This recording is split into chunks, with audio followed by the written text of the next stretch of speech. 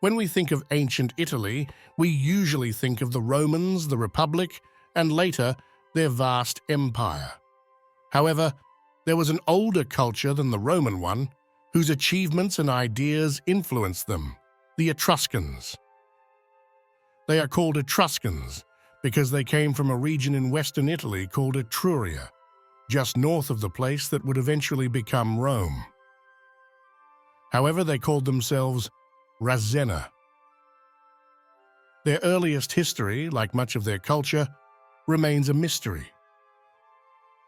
According to some Greek historians, the Etruscans were descendants of an ancient people who migrated from western Anatolia, specifically from Lydia. The basis of this theory was their language, which was very different from everything spoken on the Italian peninsula at that time. However, today, most scholars believe that the Etruscans are descendants of the local Italic indigenous population, whose civilization began around 1800 BC. Additionally, the Etruscan area was full of valuable minerals and metals, allowing the Etruscans to become extremely wealthy in a short time, making them the dominant group on the Italian peninsula.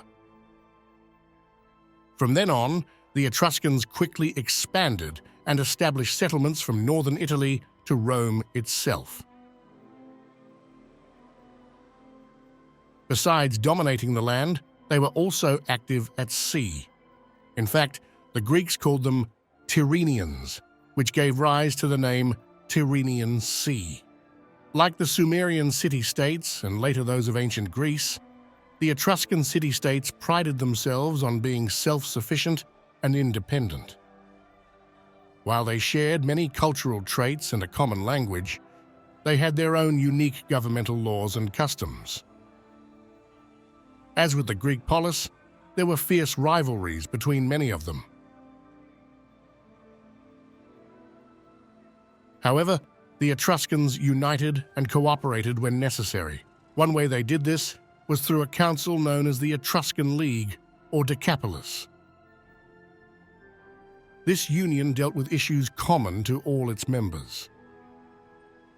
In many cases, these issues were related to religion, but sometimes they generated serious disagreements among members, creating more conflicts and distrust. Despite the League never attempting to exert centralized control over its members, it could grant or deny financial or military aid to any member for good or bad behavior. However, coordinated help was more the exception than the rule, and each Etruscan city acted in its own interest. One of the best traits of the Etruscans was their adaptability, and they took many of the best elements from other cultures. Their constant trade with Greeks, Carthaginians, and even Egyptians exposed them to new ideas from possibly technologically superior areas. Besides adopting Eastern Mediterranean pottery styles and Greek sculpture techniques, the Etruscans seem to have adopted a version of the Greek alphabet and created their own, which later was passed on to the Romans and shaped the Latin alphabet. Generally, the urbanized Etruscans despised the rural Romans, considering them unsophisticated farmers living in huts with little to contribute in terms of culture or art. Despite their distrust and dislike for the Romans, the Etruscans had much in common with their southern neighbors, as Roman society developed in many ways mirrored by the Etruscans. For example, some Etruscan states were monarchies that were replaced by republics. Despite this seeming like a form of early democracy, power remained in the hands of aristocratic families, just as it did later in Rome with the patricians.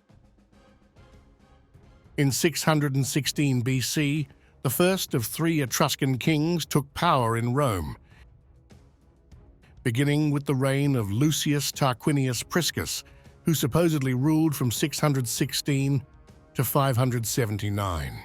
Rome transformed from a small village on the Tiber River into something resembling a small Etruscan city.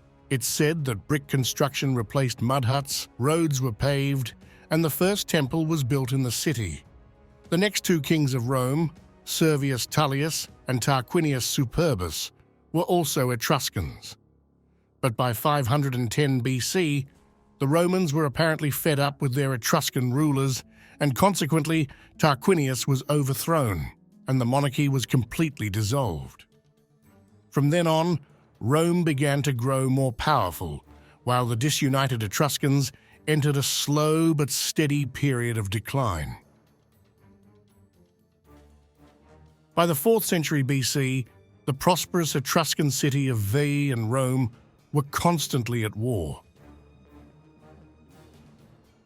Although Veii was much richer and said to be full of weapons, the Romans managed to besiege it for several years.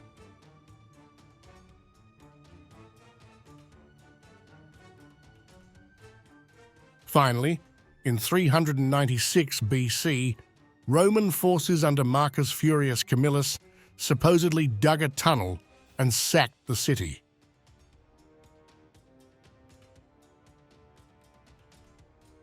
Once inside, they killed all the men, and the women and children were sold into slavery.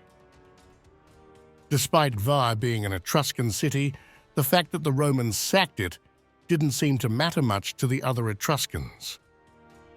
Probably no one in all of Etruria thought Rome could venture further north to become a significant threat to them. Of course, they were wrong, and Rome soon began a series of campaigns against the rest of the Etruscans.